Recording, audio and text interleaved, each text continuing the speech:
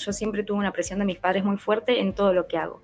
Creo que, bueno, ya lo dije 50 veces que soy autista y también tengo déficit de atención y bueno, a veces es un poco complicado entenderme a mí misma porque soy muy desorganizada. Me molesta mucho la gente que lo único que hace es hablar desde el espectro diciendo los problemas que tiene, como si no tuviera también cosas positivas, como si uno no fuera capaz por estar dentro del espectro de hacer un montón de cosas.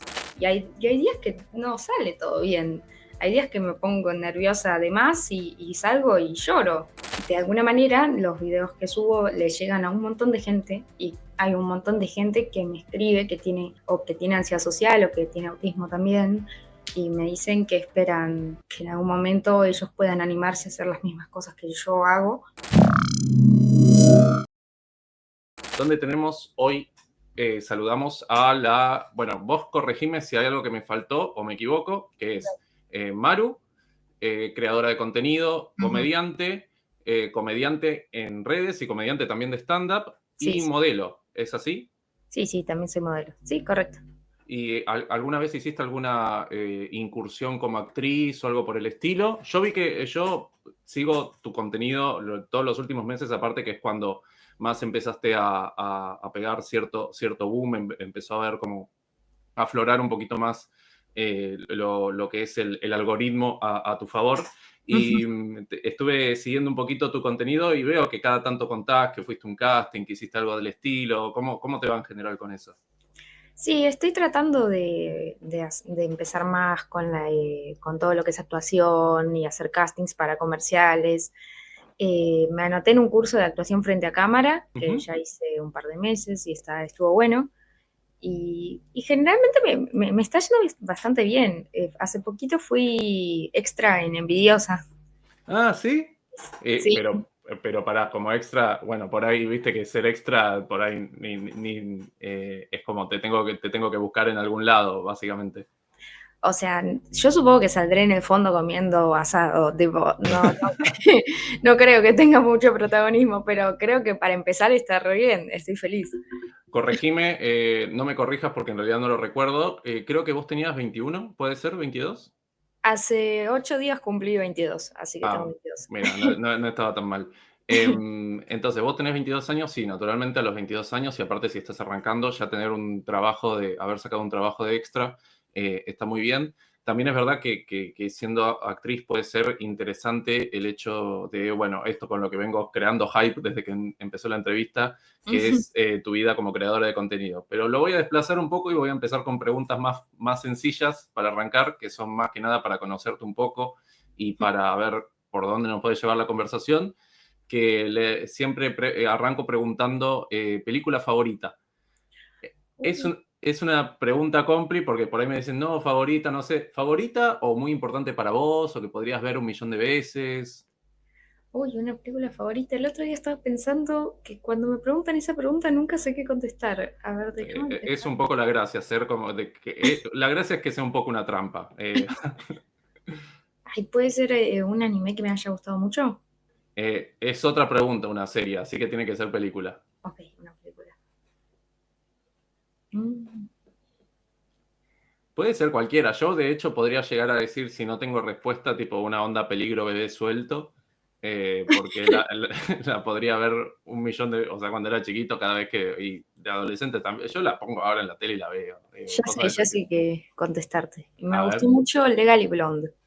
Bueno, Legally Blonde es un gran comodín para esa y ¿Dónde están las rubias? Son las dos pelis que me suelen decir porque son icónicas.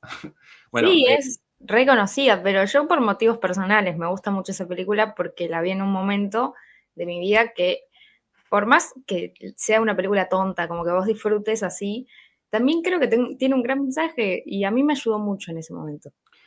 a ver, doble clic ahí. ¿Cómo es que te ayudó? ¿Con qué te ayudó? ¿Qué análisis haces hoy en día más con la distancia?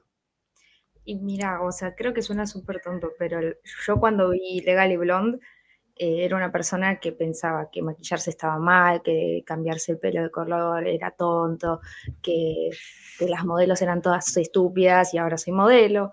Y Legally Blonde lo que hace es mostrar que a una persona le pueden gustar todas esas cosas y aún así puede ser brillante y Ujú. puede ser inteligente y que los gustos que vos tengas, que te guste leer, por ejemplo, mangas, también pensaba que leer mangas era tonto y te hacía una persona poco culta y eso es una estupidez. Eh, ¿Y, y y de qué edad estamos, y de qué edad estamos hablando, más o menos, tu es que no adolescencia? fue hace tanto tiempo, yo cambié mucho últimamente. Fue cuando, la habré visto cuando tenía 19 años Ujú. y ya era bastante grande como para tener esos pensamientos, pero hay mucha gente que es grande y sigue pensando esas cosas. Sí, totalmente. Por eso te preguntaba, porque si vos tuviste una especie de despertar en ese sentido, como es identitario lo que vos me decís, es como una relación con tu identidad que aparte hoy, si uno te ve, básicamente es un poco eso, tipo el maquillaje, cómo te representás a partir de cómo te mostrás en tu pelo, tu maquillaje, tu forma de vestirte. Es una Eh, forma de mostrar lo que soy, o sea, no es algo tonto, no es, yo creo que, o sea, cómo me muestro hacia los demás es una forma de decir quién soy también y no tiene por qué ser algo tonto. Y cuando vos pensabas que era algo tonto, ¿de dónde sentís que yo ya me puse con las preguntas más pesadas, pero digo, cuando vos decís esto que vos decís a los 19 años, te pensabas, esto me parece tonto, o ser modelo, o las modelos son tontas, ¿de dónde sentís que venía ese sentido común? Y probablemente de mis papás, porque mis papás siempre me inculcaron todo eso. Si yo, por ejemplo, estaba leyendo un manga, que en ese momento que estaba leyendo, bueno, yo también lo que estaba leyendo, una vez estaba leyendo un libro de Dales Review. No, qué haces leyendo? ¿Qué haces ahí? Salí de Pero ahí. era chica, era muy chica en ese ¿Cuál? momento. El de, ¿cómo se llama este? Prisioneros del Fugitivos en el tiempo. tiempo. Fugitivos en el Encima me tiempo. acuerdo. Bueno, Y mi mamá ese libro, bueno, era re fuerte, me lo rompió. Me rompió el libro hoja por hoja y me lo tiró a la basura. mira. ¿Por qué? ¿Porque perdías el tiempo? Porque no estaba en ese momento estaba en la secundaria y yo estaba en el Nacional Buenos Aires, que había entrado, me había Yo, costado bastante. Mis papás me forzaron básicamente a que entrara a ese colegio. Y la verdad es que a mí me importaba bastante poco. claro. Y si vos no estudias y no haces nada, probablemente lo que vaya a pasar es que te va a ir mal. Entonces, en ese momento lo que a mí me pasaba, que fue también un momento complicado en mi vida, es que no estudiaba nada, pero leía mucho y leía cosas que a mí me gustaban. Y hacía cosas, en ese momento me gustaba programar juegos, hacía otras cosas. Y bueno, repetí de año, pero... Bueno, pará, te graduaste del Nacional Buenos Aires, te terminaste cambiando. Yo fui al Pellegrini, así que Ah, la mira, historia la conozco. La idea de que te vaya como el culo y estar ahí intentando hacerlo justo para no repetir o no tener que irte de la escuela, no sé cómo habrá ¿y sido con vos. terminaste ahí? Sí, pasa que yo tengo 10 años más que vos. Entonces, en mi época, Ah, creo que era igual en el Nacional que en el PL, si vos tenías dos previas, no tenías la opción de repetir, te tenías que ir del colegio, te tenías que cambiar. Entonces, claro, lo normal era dos previas, no me acuerdo si dos o tres previas, no sé cómo es ahora, y repetías en el mismo año. Acá, con dos, solo con dos, ya te quedabas libre. Entonces era como esa cuestión, ese cupo, lo tenías que mantener con más fuerza. No sé cómo habrá sido con vos en el Nacional. sí, a mí también, o sea, yo me acuerdo que me llevé todas las materias menos francés. Ujú. Francés no me llevé, no sé por qué me llevé todas menos francés. Y educación física creo que no me llevé también. Eh, y bueno, repetí. Y de ahí, como no se podía repetir, me cambiaron a un colegio católico, porque era Ah, el único que tenía vacantes abiertas en ese momento del año. Eh, pero bueno, me fui un poco de tema. no, igual me parece muy interesante hacer este link entre vos leyendo un libro de Dallas Review, tu mamá rompiéndolo y el hecho de terminar yendo a un colegio católico y terminar tu secundaria ahí. ¿Cómo voy a ir en orden? Sí. El momento en el que ella te rompe el libro, ¿no?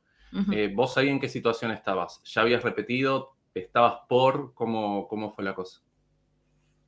En ese momento me estaba yendo muy mal, yo sentía que tenía una presión muy grande. A ver, ¿puedo explayar la situación? Totalmente, estamos para eso.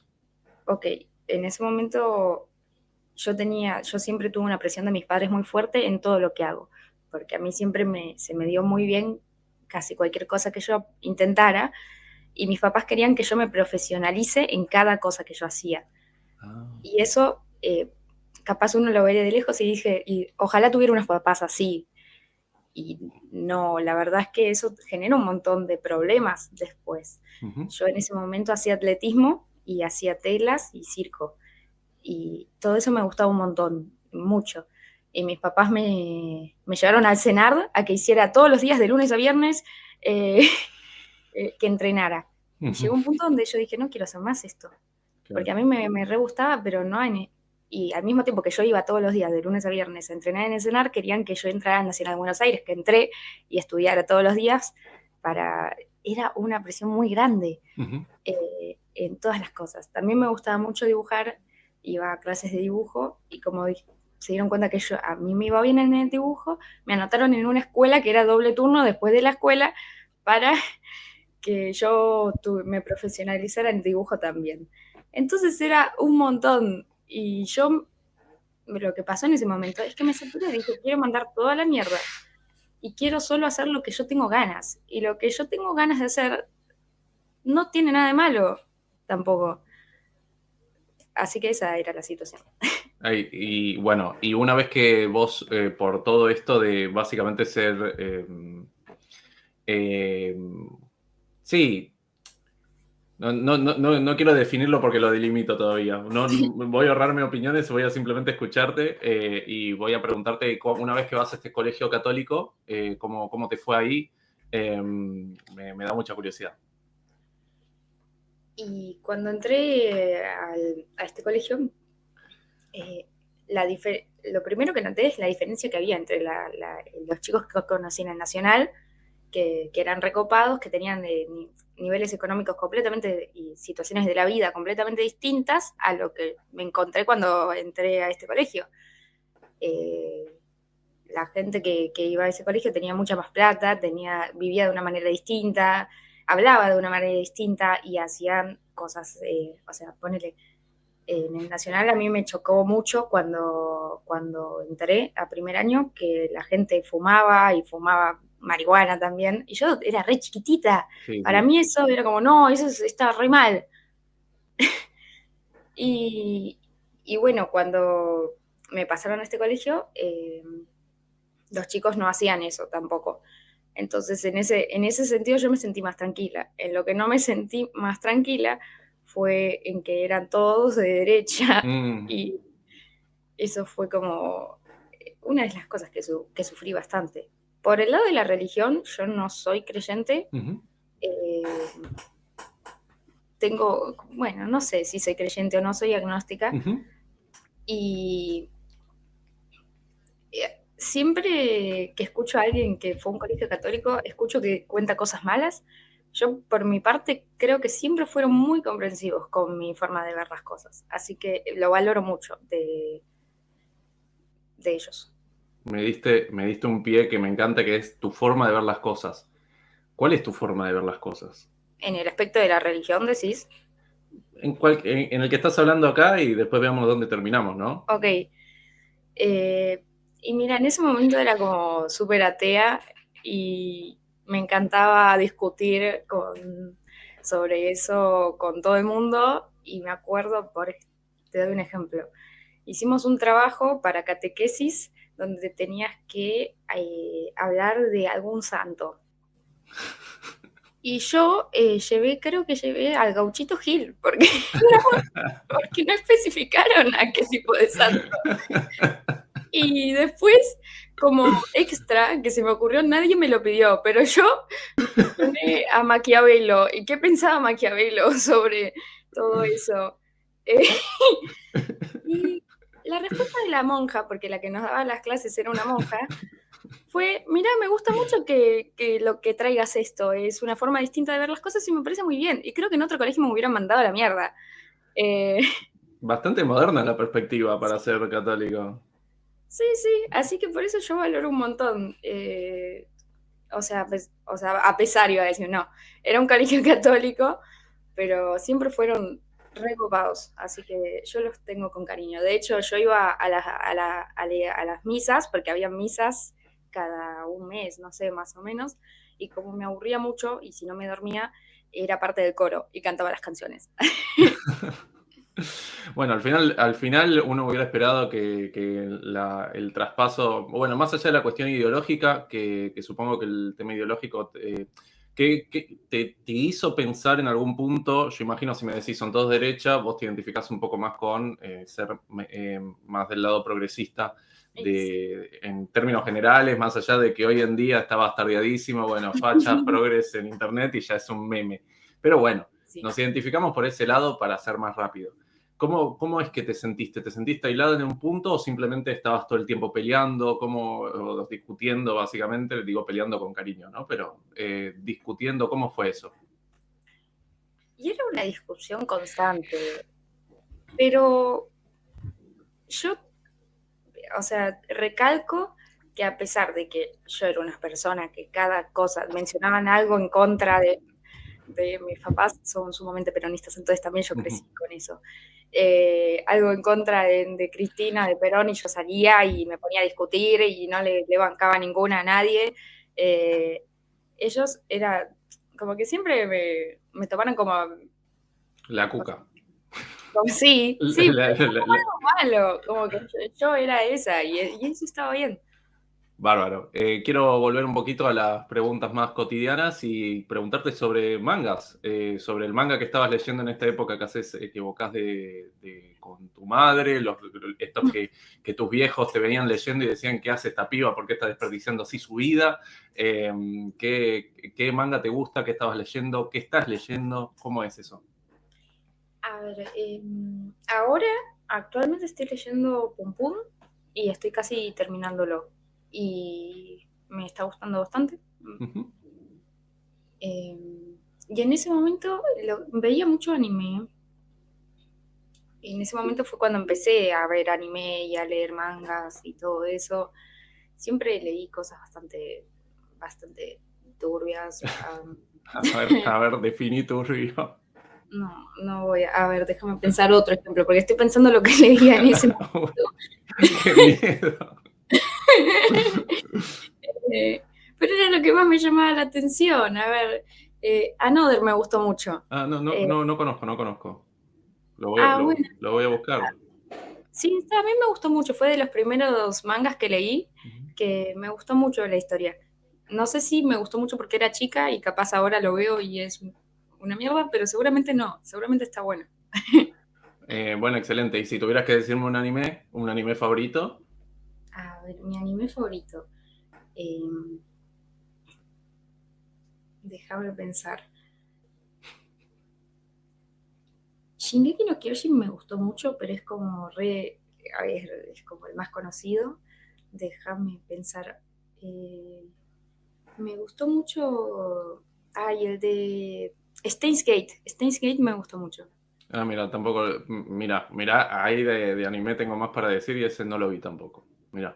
¿De qué género te gusta? Mira, bueno, Shingeki no Kyojin es para mí, me parece lo más completo, lo mejor. Pasa que entre otras cosas que yo estudié, viste, estudié escritura dramática, entonces soy muy exigente con las narrativas y con el guión y eso.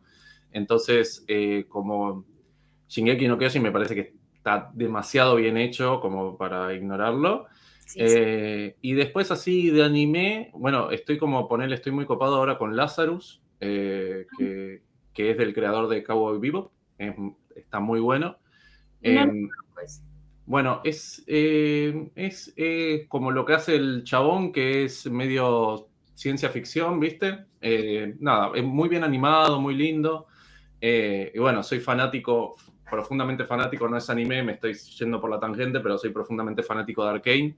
Eh, y bueno, y esas cosas. Pero bueno, este programa que estamos haciendo es sobre vos, así que vamos a seguir haciéndote preguntas Me y gustó vamos. mucho Arcane. No, no juego LOL, pero me gustó mucho.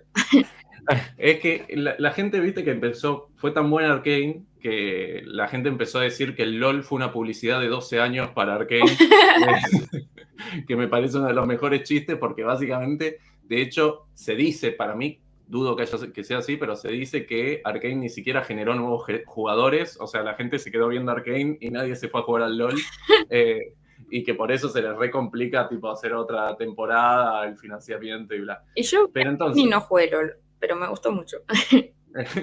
programar videojuegos. Vos, si tuvieras que hablar de eso cuando eras chica o cuando eras adolescente, ¿con qué juegos conectabas y con qué?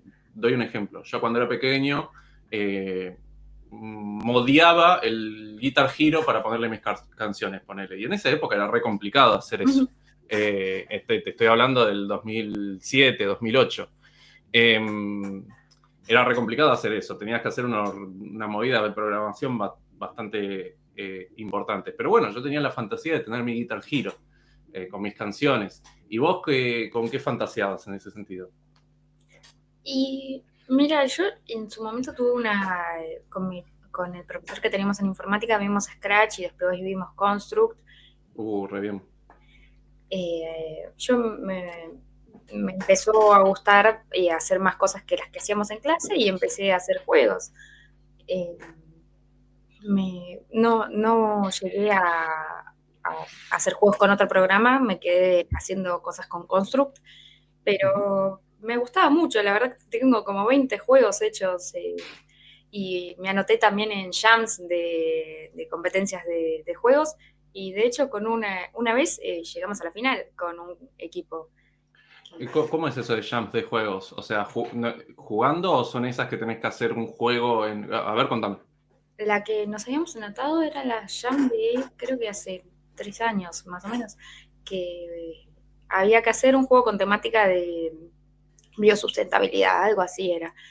Te dan un concepto, una premisa y vos lo tenés que hacer en el momento, digamos. Y lo tenés que hacer en cierta cantidad de tiempo. Creo que teníamos, ponerle 2 semanas. Ah, ok, ok. Y éramos 3 chicos, y los dos otros chicos se encargaban de la programación y yo hacía los bichitos 3D, ¿cómo se le dice? Los diseños 3D y la idea del juego, más o menos. Y al final hicimos un zoológico de personas, o sea, los animales pasaban y veían a las personas que estaban dentro del zoológico. Sí, perdón. Y nada, Estaba pensando justo en que hay mucho de lo que me decís que como que naturalmente siempre me lleva a la palabra creatividad, no en un sentido como la creatividad es per se buena, en sí mismo existe y es esta cosa que es como muy fácil, digamos, bloquear con eso, con sentido común, con preconceptos, con cuestiones de, bueno, esto es así, o la cuestión de la profesionalización, como vos decís, es como yo me metía a esto, me gustaba, me sentía libre, me hacía bien, yo hacía lo mío y en el momento que tengo que enmarcarlo en algo tan estricto y tan pesado, hay algo de eso que mata un poco la creatividad también. Y si hay algo que yo detecto en tu contenido, vamos a pasar las redes después y les recomiendo a todos los que están viendo esto que vayan a verlo urgentemente, es que nadie puede decir que no es original. O sea, hay algo de eso que es muy interesante. ¿En qué momento vos arrancás a hacer contenido y cómo empezaste? O sea, con la creación de contenido y por qué. bueno, yo empecé haciendo stand-up, que es lo que más me gusta y yo quiero dedicarme a eso, me encanta y siento que es como lo que más me gusta en la vida, creo que es como re dramático, pero realmente me gusta. Y me acuerdo que estuve en un stream donde me grabaron y yo subí ese clip y el clip tuvo una visibilidad que estuvo bastante bien para mí, que tener 5 comentarios de pasar de tener 0, para mí era como, está bien. Y después empecé a subir más clips de las veces que me grababan, pero nunca los grababa yo, como que cada tanto me llegaba un clip de 1 minuto que llegó del cielo, de algún lugar en el que estuve. Y el segundo clip que subí se hizo bastante viral, que es el del monólogo de mi primer monólogo de stand-up, donde yo hablo de que la gente piensa que soy vegana y no soy vegana. Y a mí no me da gracia ese monólogo, o sea, yo lo miro y no me da risa, pero como que siento que mis chistes de ahora están mejores. Pero ese se hizo re viral y tuvo un montón de comentarios y un montón de hate. O sea, un montón de gente empezó a decir cosas malas. Y ese era como mi mayor miedo, que la gente empezara a decir un montón de cosas malas. Y a pesar de lo que yo pensaba que iba a pasar si eso sucedía, no, lo que yo pensaba que iba a pasar no pasó. No me morí porque la gente me dijera, no sos graciosa, jaja. O sea, básicamente no es que no hubo hate, vos te volviste inmune al hate, es, o sea, otro proceso. Claro, sí, o sea, lo peor que podía pasar pasó y no fue tan grave. Eh, y entonces empecé, como que lo que yo pensé ahí fue, ok, esto es raro, yo no creo ser tan graciosa porque cada cosa que subo tiene una visibilidad eh, como que bastante grande. Sí, pero igual, y no tengas pudor, y aparte hay mucha gente que está creando contenido por ahí y no tiene, digamos, esa chispa que hace que el algoritmo lo active. Entonces, que vos lo hayas encontrado de una manera tan rápida o sea, sos afortunada, digamos, en ese sentido. Claro, sí, y como que yo no entendía muy bien qué era eso, pero dije, bueno, vamos a seguir porque hay algo que está funcionando. Y, y empecé a hacer videos de humor, de Ujú. ideas que yo tenía que capaz no las podía implementar en un stand-up. ¿Por qué? Porque necesitabas más cine, por ejemplo, tipo cambio de plano o edición, ponele, o por qué. O sea, ¿qué es lo que diferencia un contenido de un stand-up? Y porque hay capaz varios chistes que me gustan con la música, a mí me gusta, cuando escucho música, yo siempre interpreto las cosas de manera literal, como que la primera interpretación que viene a mi cabeza es la literal, y yo tengo que encontrar la segunda, como la real. Entonces, cuando escucho música me pasa mucho eso. Eh, y siempre me imagino como escenarios graciosos. Bueno, hace poco subiste uno con una banana y yo, yo me siento tremendamente identificado con tu humor, lo siento, o sea, no puedo decir que no. Eh, Aunque no me ría, viste que vos a veces estás como, ¡ah, increíble! Y estás así. Sí, sí, sí. Pero bueno, igual te parece gracioso genuinamente. Eh, Bueno, gracias. eh, Bueno, esas cosas no las puedes hacer en un stand-up. No me voy a poner a cantar. Se repudrió. No, no voy a hacer eso. no, y tampoco tenés una heladera y tampoco podés sacar la Claro. banana. Sí, por eso me parece como interesante esta cuestión de hay cosas que se pueden hacer en un monólogo de humor, en un escenario, y cosas que para las que el cine, digamos, un cambio de plano, un corte, una edición. ¿Cómo es que se involucra en tu humor el tema de la edición, el tema de eso, de poder agregar canciones, grafiquitos y cositas y textos? Básicamente, ¿cómo es que vos vas viajando entre las posibilidades del humor? Si tiene algún proceso o algo, o simplemente se te ocurre algo y lo planteas en internet.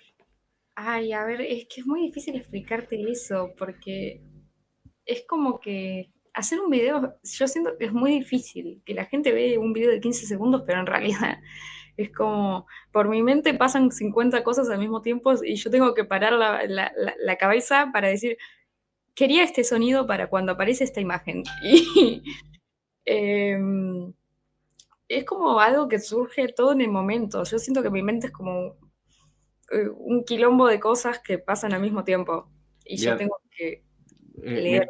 me, me interesa eso. ¿Cómo vos vas, tu cabeza es tu perspectiva de tu propia cabeza, es un enorme quilombo, un caos que vos tenés que ordenar constantemente para utilizarlo. Eh, ¿Cómo es eso? ¿Cómo es convivir con eso en el día a día? ¿Realmente es una forma humorística de referirte a vos o es algo con lo que convivís? No, es algo con lo que convivo, eh, o sea, creo que, bueno, ya lo dije 50 veces que soy autista y también tengo déficit de atención y bueno, a veces es un poco complicado estar, entenderme a mí misma porque soy muy desorganizada y siento que mi desorden y mi desorganización también es parte de mi creatividad, o sea, yo siento que si yo elimino eso, elimino quién soy, porque todas las ideas surgen de ese desorden y ese caos. Y, o sea, a mí me cuesta convivir en el día a día para hacer las cosas, o sea, para ¿Pero porque te distraes o porque siempre hay alguien presionándote para que lo hagas de tal manera? ¿Cómo es eso? porque yo como que no tengo un orden para hacer las cosas y a veces eso es necesario. Ponerle que yo llego a mi casa y las tareas que tengo que hacer aparecen, spawnean de manera random en mi cabeza y yo a veces, o sea, posta, termino ordenando toda la casa desnuda porque me tenía que ir a bañar, pero dije, me tengo que ir a bañar, me tengo que sacar la ropa. Ok, pero tengo que ordenar la casa. Ordeno la casa y digo, ¿por qué estoy ordenando la casa en bolas? Y bueno, es un poco estresante vivir así todos los días, pero también es parte de mí y ya me acostumbré. Y esto de que tenés autismo y déficit de atención, ¿cómo es encontrarte con eso? ¿Es una cuestión que simplemente es una conclusión a la que llegaste? ¿Es un diagnóstico que te dieron en algún momento de tu vida? ¿Cómo es tu historia con eso? No, que estoy dentro del espectro, estoy diagnosticada hace ya 2 años, creo que 3 años ya, que me hice el A24, porque hay gente que me dice, no, no sos autista de verdad. Entonces fui a buscar el diagnóstico y el test específico que me hicieron en su momento. Y me parecería mal decir todo el tiempo que soy autista si no tengo un diagnóstico. Pero es algo que se hace, ¿viste? Hay gente que, bueno, más allá de que hay estafadores que dicen que lo tienen. A ver, pasan las dos cosas. Gente que dice que lo tiene y no lo tiene. Uh-huh. Y nada, el hecho de que la gente no sabe muy bien qué es el autismo y entonces no entiende que vos lo puedas llegar a tener porque en realidad no sabe lo que es el autismo. Claro, Eh, sí, eso pasa un montón, que piensan que el autismo son las personas que tienen autismo severo y el espectro es muy grande. uh-huh. Pero sí, Vos, estoy diagnosticada. De déficit de atención no me hizo un diagnóstico, pero uh-huh. sí el psiquiatra me dio medicación para la atención, porque generalmente el 70% de las personas que están dentro del espectro también tienen déficit de atención. Es algo bastante común, como Sí, que sí. las dos. Como que bueno, en este momento estoy yo con el archivero así vuelto loco para ordenar las preguntas para hacerte porque van por todos lados Sí, distintos. perdón, es que me voy mucho de No, tema. no, es que no es tu culpa, es básicamente, esto pasa cuando algo te interesa y querés saber más. Y en ese sentido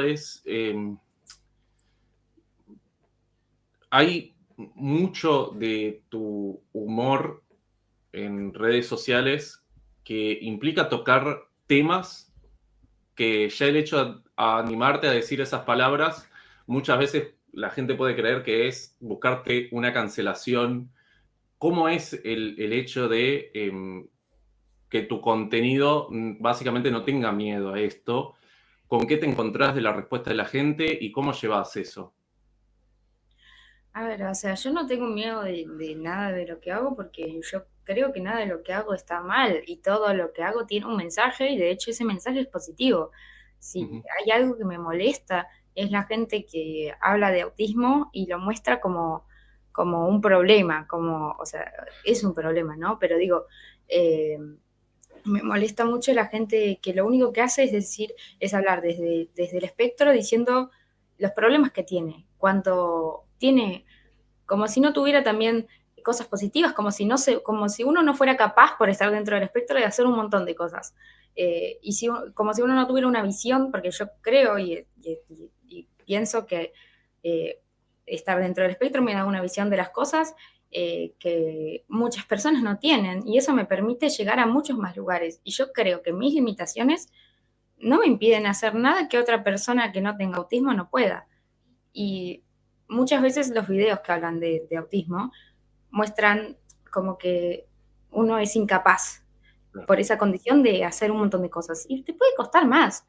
Sí, obvio que me va a costar más. A mí me costó horrores dejar de ser tímida, pero, pero uno es capaz de hacer las cosas si las trata, se esfuerza y puede, y puede finalmente llegar a conseguir lo que desea.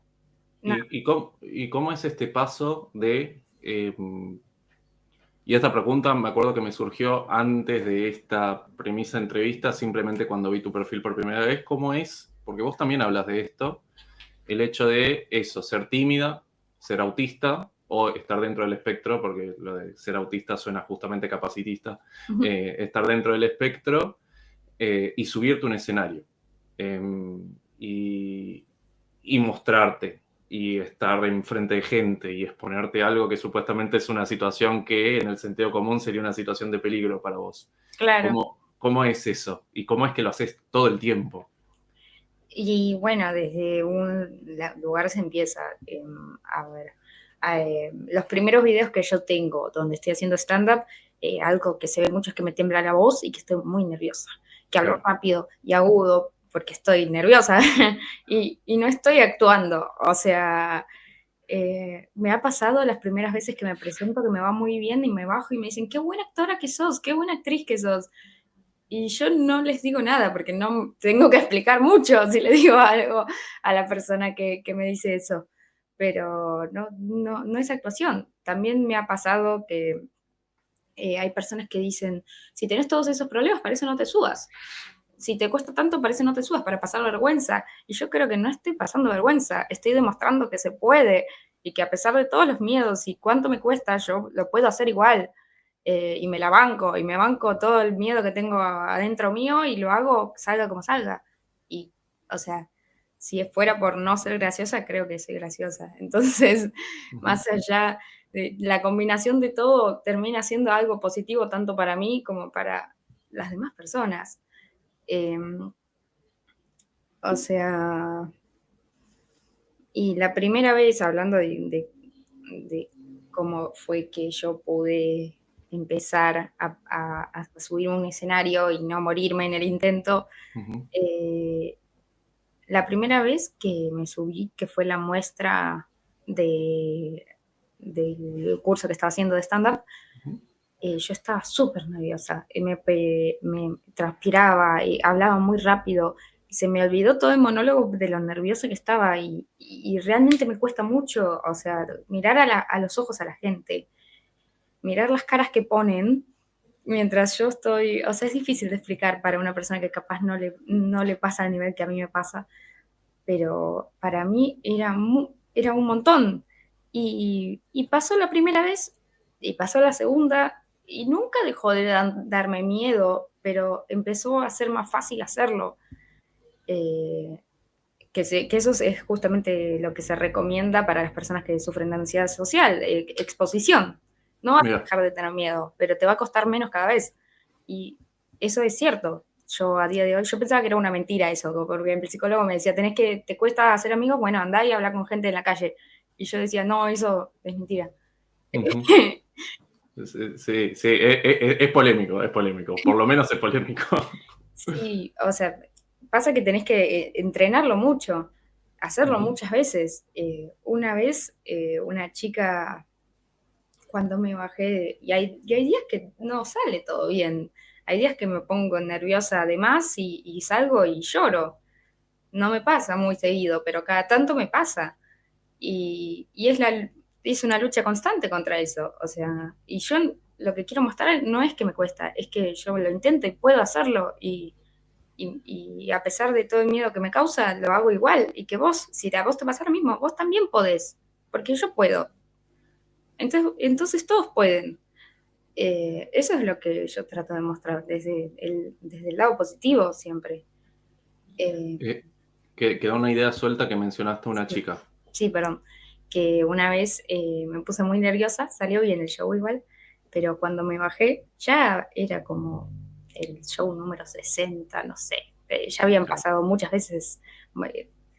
Y esta chica se me acercó y me dijo, hey, quédate tranquila, yo soy psicóloga, que lo haces una vez más, lo haces un par de veces más y ya no vas a estar tan nerviosa. Y yo le dije, sí, ya lo hice como 50 veces. y y se rió. Bueno, la 52 era, básicamente ella tenía en algún libro que la 52 era la que era, lo importante. Pero es que lo Eh, que yo pienso también es que mis nervios son parte de mi personaje y de la persona escénica que está, lo que es gracioso, y está bien. Es verdad que lo usás también como parte de tu humor, tu risa, el hecho de estar viendo las anotaciones, el hecho de que parezca que siempre estás como practicando un monólogo muy, muy largo. Eh, y siempre me pareció interesante desde lo dramático eso, desde la puesta en escena, quiero decir. Y hay algo que como ya ponerle un moño o englobar un poco todo este concepto, hay dos preguntas, las voy a hacer juntas. ¿Puedo Sí, decir algo antes? sí. Hay mucha gente que me compara con el Joker. Y yo creo que tienen razón. O sea, es una comparación súper válida, porque si vos ves el Joker tiene risa nerviosa. Y yo también tengo risa nerviosa, no es que me cago de risa, es que estoy nerviosa. Claro, vos, la risa es una respuesta a los tremendos nervios que tenés, no es que te reís porque te divertís, es nervio puro. Creo, desde que me dijeron eso estuve tratando de ver cómo, qué pasaba con mi risa. Cuando algo me da risa, yo me río ja, ja, ja, ja. Pero si yo estoy muy nerviosa, hago ¡ii! Que es como la risa que sale en los videos. Claro, sí, sí. O sea, vos te tenés una risa normal que es para que las cosas te parezcan graciosas y una risa nerviosa, son dos Claro, distintas. sí. Muy bueno. Las dos preguntas que te iba a hacer es, ¿cómo te cambió la vida, el humor? ¿Cómo es que se convirtió en una herramienta más de representación o de identidad, como venimos charlando? Y la otra, te las hago las dos juntas y vos me respondes lo que querés. Y la otra es, ¿por qué sentís que lo que haces es importante? Ujú. ¿Cómo te cambió la vida y por qué sentís que lo que haces es importante? Y yo siento que cambió totalmente mi vida hacer humor y hacer stand-up. Porque, por un lado, a mí me gusta mucho hacerlo. Me di cuenta la primera vez el día de la muestra que estaba muy nerviosa. Cuando estabas terminando, habían dos chicos adelante mío que me estaban mirando y estaban sonriendo con una sonrisa que era como genuina, una sonrisa que era real. Y a mí poder generarle eso a alguien más me emociona mucho, me dan ganas de llorar. Para mí es hermoso poder hacer reír a alguien más. Y cuando veo las caras de las personas, eh, por algo que yo dije, no sé, es como, digo, quiero hacer esto toda la vida, me gusta mucho. Y por otro lado, eh, también me he cambiado completamente la vida porque yo antes de hacer stand-up, sí, si yo no me hubiera anotado en ese curso de stand-up, no hubiera ni empezado a hacer contenido de humor, ni tener la cuenta con todas las cosas que hago actualmente, ni habría sido modelo nunca. O sea, derivó en que yo sea una persona completamente distinta y espero que en algún momento pueda dedicarme completamente a eso y ganar plata con eso. Eh, y yo recuerdo que me anoté en ese curso de stand-up porque estaba deprimida. Y dije, ¿qué hago? ¿Qué hago con mi vida? Bueno, me voy a anotar en un curso de stand-up. Y es como el efecto mariposa, tipo, derivó en un montón de cosas que yo nunca me hubiera imaginado y me ayudó a superar mi ansiedad. A día de hoy, o sea, yo esta entrevista no la hubiera podido pensar jamás hace un año. No, me habría puesto realmente muy nerviosa, habría estado hablando horas antes con mi novio, ponerle diciéndole, ay, ¿qué voy a hacer si me dicen esto? ¿Y qué voy a hacer si me dicen lo otro? Y para mí haber llegado a mi casa, sentarme en la computadora y no haber pensado nada de lo que iba a decir antes, es como un paso adelante muy grande, como que yo antes planificaba todo. Eh, y así que sí, yo creo que me cambió completamente la vida. ¿Y por qué? Porque creo que es importante lo que hago, porque eso fue algo que nunca planifiqué, pero lo, de alguna manera los videos que subo le llegan a un montón de gente y hay un montón de gente que me escribe que tiene o que tiene ansiedad social o que tiene autismo también y me dicen que esperan que en algún momento ellos puedan animarse a hacer las mismas cosas que yo hago Y eso a mí me emociona mucho, o que me tienen como ejemplo a seguir, que yo creo que no soy el ejemplo a seguir de nadie, pero a mí eso me sorprende y yo digo, "Ay, ¿hasta dónde ha llegado algo que pensé que era tonto y que simplemente era divertido? O sea, y a mí me encantaría que todas las personas que en algún momento pasaron por lo que yo pasé, que me costó tanto salir, pudieran ver mis videos y pudieran sentirse un poco mejor y que les ayude un poco a mejorar. Eh, Así que por eso creo que es importante lo que hago. Si vos tuvieras que... estoy transformando la pregunta final de siempre en una... Estoy siendo un poquito tramposo, pero generalmente pregunto si tuvieras que dar un consejo a alguien que quiere crear contenido o algo así. A vos te voy a decir algo más amplio. Si tuvieras que darle un consejo, un insight, una perspectiva a alguien que pasó por lo mismo que estabas pasando vos antes de empezar en ese taller, curso de stand-up, si tuvieras algo para decirle a esa persona que está pasando por eso ahora, podría ser a la voz del pasado o una persona que está pasando por eso ahora mismo, ¿qué le dirías? Y que, a ver, o sea, yo me pregunto qué cosa podría haber resonado conmigo cuando yo no creía nada de las cosas que escuchaba, porque yo he visto un montón de videos de cómo superar la ansiedad social en 10 minutos, cuando era más chica, y ninguno de esos videos me parecieron efectivos. Creo que tampoco puedo dar una respuesta que sea mágica, pero por más cliché que suene, o sea, que lo intente, que lo haga igual y que se anime a tirarse a la pileta a cosas que están muy por encima de lo que cree capaz de conseguir, porque es la voluntad de hacer las cosas y de exponerse a ese miedo lo que te van a hacer que en algún momento, cuando no te des cuenta, eh, hayas superado un montón de cosas que ahora las veas como súper simples, como tener una conversación de hola, ¿cómo estás? A mí eso me costaba muchísimo y a día de hoy no me cuesta, me cuestan otras cosas. Así que, bueno, mi consejo es ese, que se tiren a probar cosas que creen que están muy por encima. Eso ayuda mucho. Buena frase. Muy bien, Maru, te dije que iban a ser como mucho 40 minutos, estamos acá hace una hora y piquito. ¿En serio? Eso quiere decir que la charla fluyó. No solo quiere decir que la charla fluyó, sino que fue interesante y ameno. Me encantó escucharte, la verdad. Yo me gustaría que me digas, porque no me las acuerdo bien, creo que uno era maru.arz, las vamos a Sí. poner, pero decime en qué redes te buscamos, así vamos a ver todo este contenido hermoso del que hablas y ahí hacemos un pequeño cierre.